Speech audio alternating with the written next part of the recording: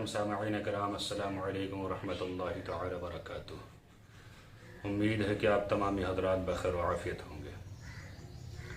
देखिए हज़रात, माह रजब मुरज्जब चल रहा है। इसमें एक बहुत बड़ी फातहा ख़्वानी होती है जिसका नाम कुंडे शरीफ रखा गया है।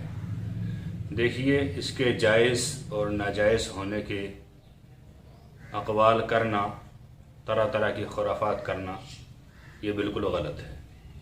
कुंडे करना या और भी कोई त्यौहार करना ये गलत बात नहीं, बल्कि इन सब की असल ईसाल सवाब है।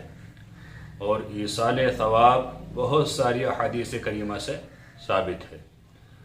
मशहूर अहादीस आपने सुन रखी हैं, और जैसे अबू दाऊद शरीफ की हदीस शरीफ है, हज़रत सअद बिन उबादा ने हुज़ूर सल्लल्लाहु ताला अलैहि वसल्लम से पूछा था, या रसूल अल्लाह, वालिदा मोहतरमा का इंतकाल हो गया, क्या किया जाए ईसाल सवाब के लिए? तो आपने फरमाया पानी।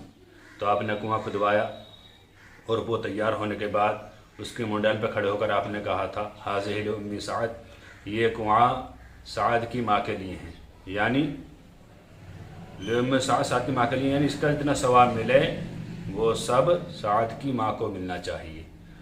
तो ऐसी बहुत सारी हदीसें मुबारक हैं।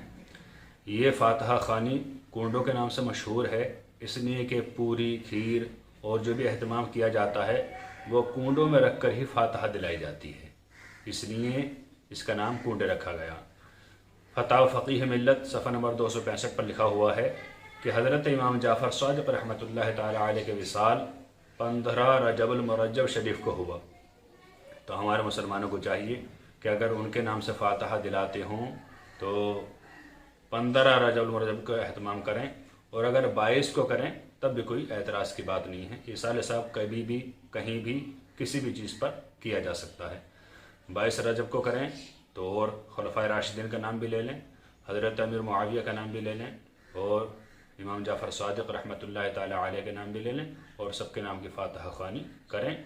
यह कुंडे करना बिल्कुल जायज़ दुरुस्त है, मुस्तहसन है, मुस्तहब है।